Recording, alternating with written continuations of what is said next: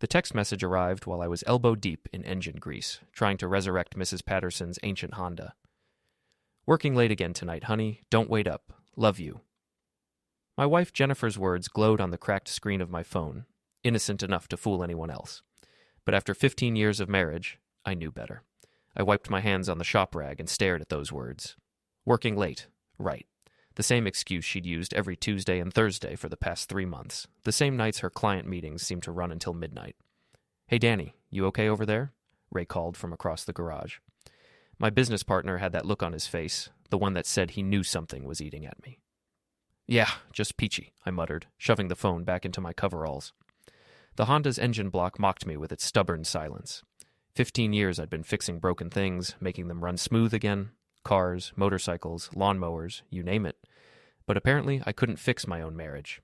I'd met Jennifer at a college party back when I was still pretending I belonged in those lecture halls.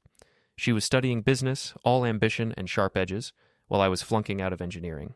She saw potential in me that I didn't see in myself, or maybe she just saw a project to work on. Now she was the top real estate agent in our little corner of Michigan, selling million-dollar lakefront properties to city folks looking for weekend escapes. Meanwhile, I was still here in Riverside Auto, keeping the town's rust buckets running. The shop phone rang, jarring me from my thoughts. Ray answered with his usual charm. "Riverside Auto, we fix what your husband broke." He paused, listening. "Oh, hey, Mrs. Chen. Yeah, Danny's right here." Mrs. Chen from the Chinese restaurant next door had become our unofficial neighborhood watch. She saw everything from her kitchen window and wasn't shy about sharing. "Danny," she said when I took the phone, "I hope you don't mind me calling, but I thought you should know. I saw your Jennifer at Marcello's tonight. With a man." My grip tightened on the receiver. Marcello's was the fancy Italian place downtown, the kind of spot where a dinner for two cost more than most people made in a day. "What kind of man?" I asked, though part of me already knew. Tall, dark hair, expensive suit. They were sitting very close, holding hands across the table. "I'm sorry, Danny. I thought you should know." Before we deeper into this story, I have one small request. Please subscribe, drop a like, comment, and hit that hype button to boost this channel so more people can discover these incredible Reddit stories. I thanked her and hung up. Ray was watching me with those sharp eyes of his, the ones that had made him a good cop before he decided to become my business partner. "Want to talk about it?" he asked. "Nothing to talk about," I said, but my voice came out rougher than intended. That night, I sat in my recliner, pretending to watch television while Jennifer moved around upstairs, getting ready for bed. She came down in her silk pajamas, the ones she used to wear for me, and kissed my forehead like nothing had changed. "How was your day, honey?" she asked, settling onto the couch with her laptop. "Same as always. Fixed some engines, got dirty, made enough to keep the lights on." I watched her face for any flicker of guilt, but Jennifer had always been good at hiding her emotions. "How was your client meeting?" "Oh, you know how it is. The Hendersons are being difficult about the lakefront property. They want to negotiate every little detail." She typed something on her laptop, probably updating her social media with more pictures of houses she'd sold. I knew the Hendersons. They'd bought their dream home 6 months ago and were currently on a cruise in the Caribbean. Jennifer's lie sat between us like a third person in the room. "I'm thinking about taking a vacation," I said suddenly. "Maybe we could go somewhere together, like we used to." Jennifer looked up from her screen, and for just a moment, I saw something flicker across her face. Panic, maybe, or guilt. "That sounds lovely. But you know how busy things are right now. The market is crazy, and I can't just disappear." She went back to typing. "Maybe in the fall." The fall. Always later. Always when things settled down. But things never settled down for Jennifer. There was always another deal, another client, another excuse. I went to bed that night listening to her breathe beside me, wondering when we'd become strangers sharing a house, wondering when I'd become so easy to fool. The next morning, I made coffee and checked the weather on my phone while Jennifer rushed around getting ready for another day of showing properties. That's when I noticed her laptop was still open on the kitchen counter, the screen dark but not quite closed. Jennifer was upstairs in the shower. I could hear the water running, could hear her singing some pop song she'd probably heard on the radio. I looked at the laptop, then at the stairs, then back at the laptop. 15 years of marriage, and I'd never once looked through her things. I'd trusted her completely, the way you trust the ground to hold you up when you walk. But trust, I was learning, could be as fragile as old engine parts. I opened the laptop. Her email was still logged in, Messages scattered across the screen like evidence at a crime scene. Most were work-related, but there, buried between property listings and client communications, was a thread that made my stomach drop. Can't wait to see you tonight. Same place? M. Of course. Danny's working late at the shop. We'll have plenty of time. J. Good. I've missed you. M. Not a client, not a business associate, someone who missed my wife. I scrolled through more messages, each one a small betrayal. Dinner plans at expensive restaurants, weekend getaways disguised as business trips, intimate details about our marriage that she'd shared with this stranger. The shower stopped running upstairs. I closed the laptop and went back to my coffee, my hands shaking just enough to make the cup rattle against the saucer. Jennifer came downstairs 15 minutes later, all business attire and perfume that cost more than most people spent on groceries. I'll be late again tonight, she said, grabbing her keys. Don't wait up. She kissed my cheek and headed for the door, leaving behind the faint scent of lies and expensive cosmetics. I sat there for a long time after she left, staring at my reflection in the black coffee. The man looking back at me seemed older than his 42 years, worn down by too many early mornings and late nights in the shop, but there was something else in his eyes now, something that hadn't been there yesterday. Anger, maybe, or determination. I'd spent 15 years being the reliable one, the steady one, the one who fixed things when they broke. But some things I was starting to realize weren't worth fixing. Some things deserved to stay broken. I called in sick to the shop for the first time in 3 years. Ray didn't ask questions, just told me to take care of myself and handle whatever needed handling. He'd been a cop long enough to recognize the tone in a man's voice when his world was cracking apart. Jennifer's laptop became my obsession. Every email, every text message thread, every photo hidden in folders she thought I'd never find. The picture that emerged was uglier than I'd imagined. His name was Michael Brennan, 38 years old, divorced, worked in commercial real estate development. They'd met at some industry conference 6 months ago, and what started as professional networking had turned into something else entirely. The messages painted a picture of my marriage that I barely recognized. Jennifer complained about me constantly, calling me boring, predictable, stuck in a rut. She told Michael how I'd given up on my dreams, how I was content to spend my life covered in grease and motor oil. Danny used to have ambition, she'd written in one particularly painful message. Now he's just comfortable. I need someone who challenges me, who wants more from life. Michael, apparently, was that someone. He took her to places I couldn't afford, bought her gifts that cost more than I made in a month. He was everything I wasn't. Sophisticated, wealthy, smooth. But the worst part wasn't the affair itself. It was how casual they were about it, how easily they dismissed me as an obstacle to work around rather than a person they were hurting. I printed everything. Every email, every text, every photo they'd shared. The stack of papers grew thick enough to choke on.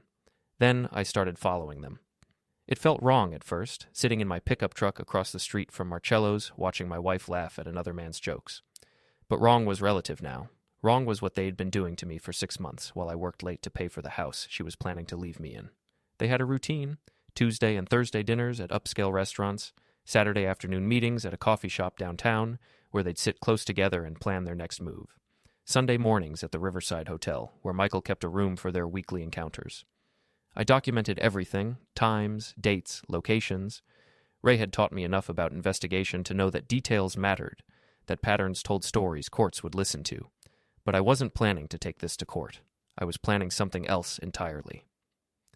The idea came to me on a Thursday night while I sat outside Marcello's, watching Jennifer feed Michael bites of expensive dessert. She looked happier than I'd seen her in years, more alive, more herself. She wanted out of our marriage. Fine. But she wanted to do it quietly, cleanly, with her reputation intact and her social standing unharmed. She wanted to be the victim, the woman whose husband just couldn't keep up with her success. I wasn't going to give her that luxury. I drove home and started making phone calls. First to a lawyer, then to a private investigator Ray recommended. I wanted everything documented professionally, legally, in ways that would hold up under scrutiny. Jennifer came home at midnight, smelling like wine and another man's cologne. She found me in the kitchen, sitting at the table with a cup of coffee and a stack of papers. "You're up late," she said, kicking off her heels. "Everything okay?" "Just thinking," I replied. "About us. About where we're headed." She paused in the doorway, something flickering across her face. "What do you mean?" "I mean, maybe it's time we talked about what we both want. Really want." Jennifer sat down across from me, her expression careful. "Danny, if this is about me working late..." It's not about work, I said quietly. It's about honesty. We stared at each other across the kitchen table, 15 years of marriage hanging between us like a bridge that was about to collapse. I love you, she said finally, but the words came out automatic, rehearsed. I know you do, I replied. Just not the way you used to. Not the way you love him. Her face went pale. Danny, I don't know what you think. I know about Michael. The words hit her like a physical blow. She sat back in her chair, her mouth opening and closing without sound. How long have you known? She whispered. Long enough. Jennifer's composure cracked, tears starting to flow down her cheeks. Danny, I'm so sorry. I never meant for this to happen. It just did. Things don't just happen, Jen. People make choices. You made a choice. She reached across the table for my hand, but I pulled away. We can work through this, she said desperately. We can go to counseling. We can... No, I said simply. We can't. I stood up from the table, leaving her sitting there with her tears and her excuses. At the doorway, I turned back.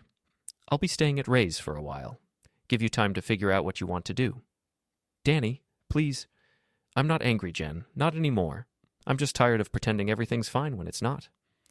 I packed a bag and drove to Ray's apartment above the shop. He was waiting with a beer and the kind of silence that said he understood without needing explanations. You okay? He asked when I'd settled onto his couch. I will be, I said, and meant it. For the first time in months, I slept through the night without waking up wondering where my wife really was. I gave Jennifer a week to come clean, to end things with Michael on her own terms. Instead, she used the time to get better at lying. She called every day, leaving voicemails about how much she missed me, how we needed to work things out. She sent flowers to the shop with cards about second chances and fighting for love. She even showed up at Ray's apartment one evening, dressed in the blue dress I'd always liked, carrying takeout from my favorite restaurant. This is ridiculous, Danny, she said when I let her in. We're married. We belong together. Do we? I asked, watching her set the food on Ray's small table. Because from where I'm sitting, it looks like you belong with someone else. That's over, she said quickly. I ended it. Michael understands that my marriage comes first. It was a smooth lie, delivered with just the right amount of conviction.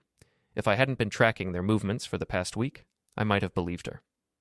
When did you end it? I asked. Yesterday. I told him we couldn't see each other anymore. Interesting, because he was at your office this afternoon. Stayed for about 2 hours. Jennifer's face went through several expressions before settling on defiance. He was upset. I was trying to let him down easy. In your office, with the door locked, for 2 hours. She opened her mouth to respond, then seemed to realize there was no point. You're having me followed. I'm protecting myself, I corrected. Something I should have started doing months ago. Jennifer sat down heavily in one of Ray's chairs. What do you want from me, Danny? You want me to grovel? You want me to beg? I want you to stop lying. Fine. You want the truth? Yes, I'm seeing Michael. Yes, I have feelings for him. But that doesn't mean I don't love you. It means exactly that. She started crying again, the kind of calculated tears she'd always used to get her way. Danny, please, we can get past this. People do it all the time. Some people do. We're not going to be some people. I handed her the envelope I'd been carrying for 3 days. Divorce papers. I've already signed them. Jennifer stared at the envelope like it might explode. You can't be serious. I've never been more serious about anything in my life. She opened the envelope with shaking hands, scanning the legal documents inside. Danny, this is everything. The house, the business, even my retirement account. You wanted a different life. This gives you the freedom to go get it. But I'll have nothing. How am I supposed to start over with nothing? The same way I did when I was 22 and flunking out of college. The same way most people do. You figure it out. Jennifer's tears stopped abruptly, replaced by something harder. You think you're punishing me, but you're just being vindictive. This isn't the man I married. The man you married was naive enough to believe his wife when she said she was working late. Consider this an upgrade. She stood up, clutching the papers. I'm not signing these. Yes, you are, because if you don't, I'll make sure everyone in this town knows exactly what kind of person you really are. Your clients, your colleagues, your family, everyone. You wouldn't. I pulled out my phone and showed her the photos I'd taken outside the Riverside Hotel. Try me. Jennifer stared at the images, her face cycling through anger, fear, and finally resignation. You've changed, Danny. You've become someone I don't recognize. Good, I said. The person you recognized was too easy to fool. She left without eating the dinner she'd brought, taking the divorce papers and what remained of her dignity. I watched from Ray's window as she sat in her car for 10 minutes, probably calling Michael to tell him how badly things had gone. Ray came home an hour later to find me cleaning up the untouched takeout. "How'd it go?" he asked. "About like you'd expect." "She signed the papers?" "She will. She doesn't have a choice." Ray grabbed 2 beers from his refrigerator and handed me one. "You know, in all my years as a cop, I learned something about people. They'll surprise you, usually not in good ways, but sometimes when their backs are against the wall, they'll surprise you in ways you never saw coming." "What's that supposed to mean?" "It means Jennifer's not going to just roll over and accept this. She's going to fight back." "Let her fight. I'm ready." Ray studied my face in the dim light of his apartment. "Are you? Because the Danny I know wouldn't hurt a fly. But the man sitting in my kitchen right now, he's got something different in his eyes." I took a long pull of my beer and thought about that. He was right. Something had changed in me over the past few weeks. The discovery of Jennifer's betrayal had stripped away layers of who I thought I was, revealing something harder underneath. "Maybe that's not such a bad thing," I said finally. Ray nodded slowly. "Maybe not. Just remember, when you're fighting monsters, you've got to be careful you don't become one yourself." "I'm not becoming a monster, Ray.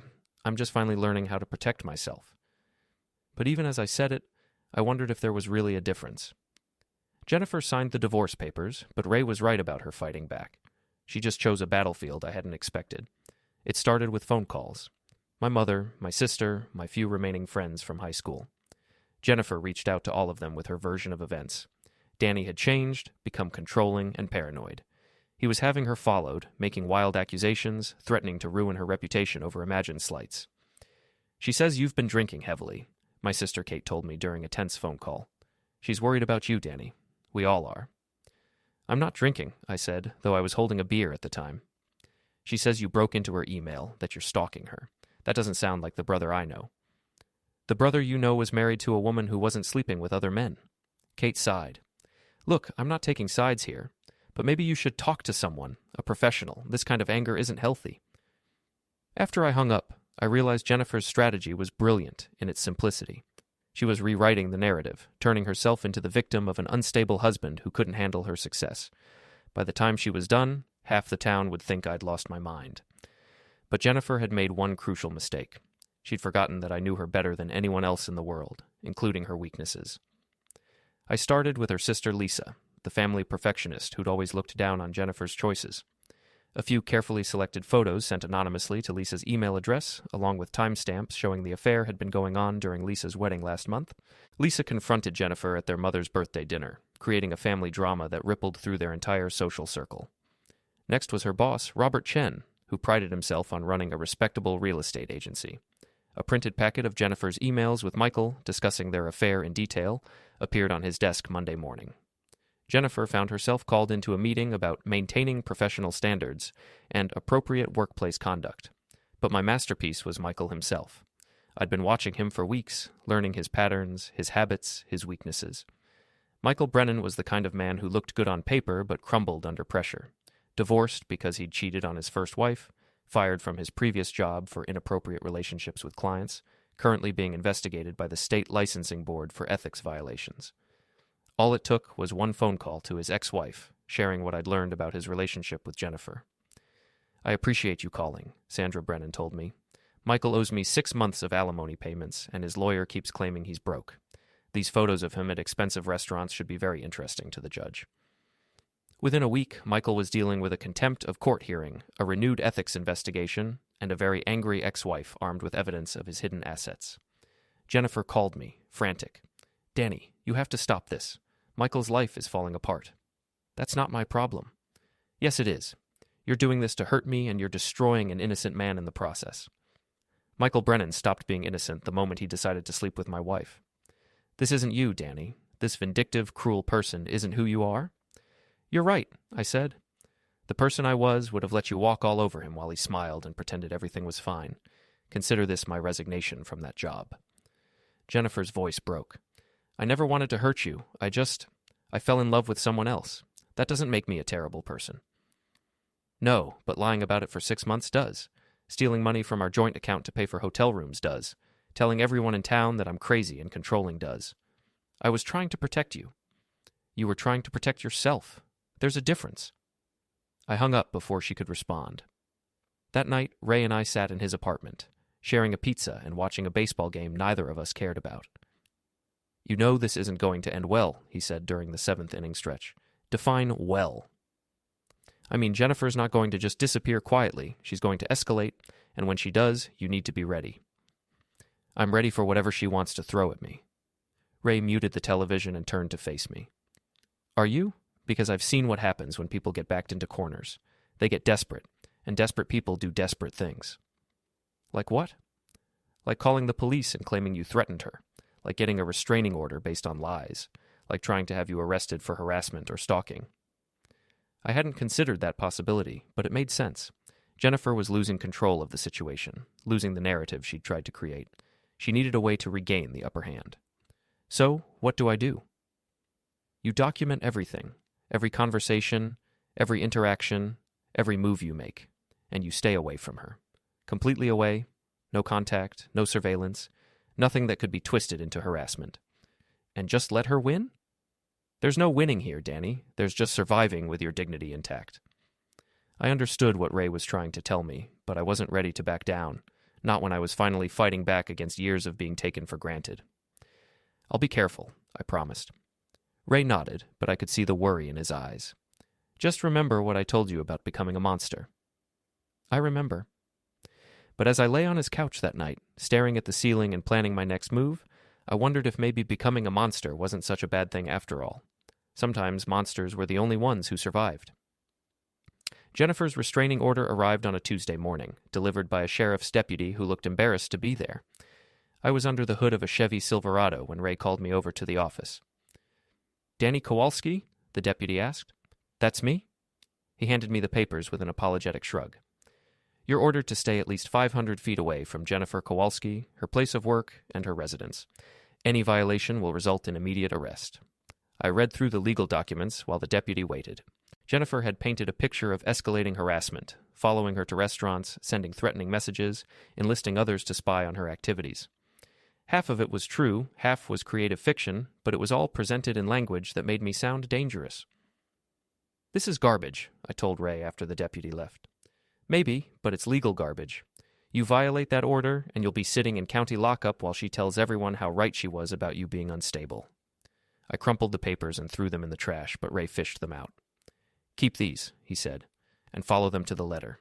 Jennifer's trying to provoke you into doing something stupid. So I just give up? Let her win? You don't give up. You get smarter. That afternoon, I called the private investigator Ray had recommended. Marcus Webb was a former state trooper who specialized in matrimonial cases, the kind of man who could find dirt on a saint if you paid him enough. Your wife's good, he told me after reviewing the restraining order. This move puts you on the defensive, makes you look like the aggressor, but she made one mistake. What's that? She filed this order while she's still legally married to you and living in your house. That creates some interesting legal complications. Webb explained that Jennifer's affair, combined with her use of marital assets to fund it, gave me grounds for a contested divorce based on adultery. The restraining order, if proven to be based on false statements, could actually work in my favor. But we need more evidence, he said. Something that proves she's been lying about the harassment claims. What kind of evidence? The kind that shows she's been communicating with you voluntarily, even after filing for protection. Women who are genuinely afraid of their husbands don't send them love letters and show up at their workplace. As if on cue, my phone buzzed with a text message from Jennifer. We need to talk. This has gone too far. I showed the message to Webb, who smiled. That's a start. Over the next week, Jennifer sent a dozen more messages, each one contradicting her claims of being afraid of me. She called the shop, left voicemails on my phone, even sent flowers with cards asking me to reconsider the divorce.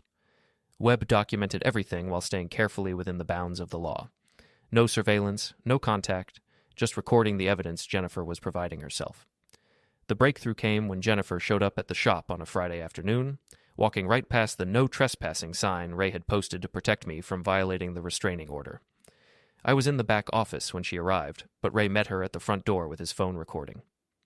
Ma'am, you can't be here, he said politely. There's a restraining order in effect. I need to talk to my husband, Jennifer replied. This is important. I'm sorry, but Danny can't have any contact with you. You'll need to leave. I'm not leaving until I talk to him. Danny, I know you're back there.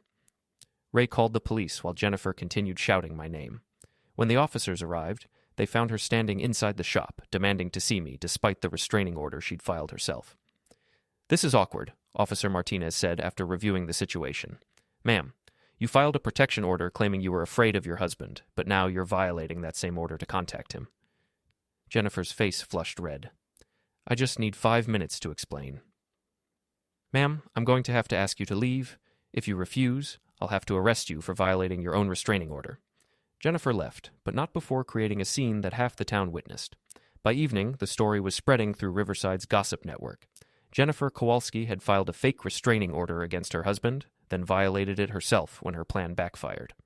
Webb used the incident, along with Jennifer's messages and voicemails, to petition the court for dismissal of the restraining order. The judge, unimpressed with Jennifer's contradictory behavior, granted the motion and ordered her to pay my legal fees. But the real victory came 3 days later, when Michael Brennan's ex-wife won her contempt hearing. Faced with the choice between paying $60,000 in back alimony or going to jail, Michael liquidated his assets and disappeared from Riverside entirely. Jennifer called me that night, crying. He's gone, Danny. Michael left town without even saying goodbye. I'm sorry, I said, and meant it. No, you're not. This is what you wanted. What I wanted was a wife who didn't lie to me for 6 months. What I got was a lesson in how little I really knew the person I was married to. So what happens now? I looked around Ray's apartment, at the life I'd built from the wreckage of my marriage. It wasn't much, but it was honest. Now we both start over, I said, separately. Danny, Goodbye, Jennifer. I hung up and turned off my phone. Outside Ray's window, Riverside stretched out under the evening sky, the same small town I'd lived in my entire life. But somehow it looked different now. Smaller, maybe.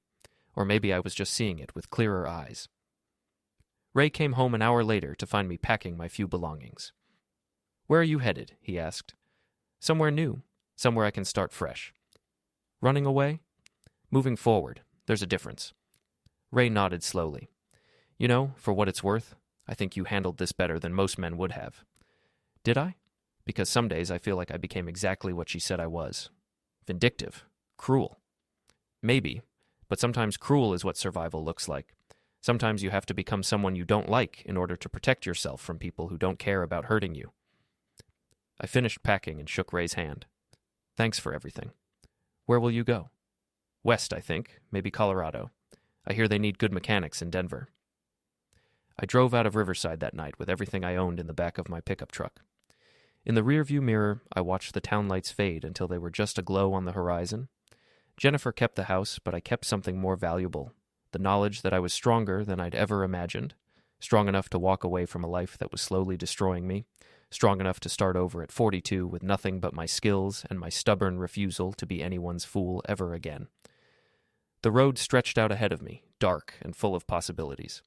For the first time in years, I was exactly where I wanted to be,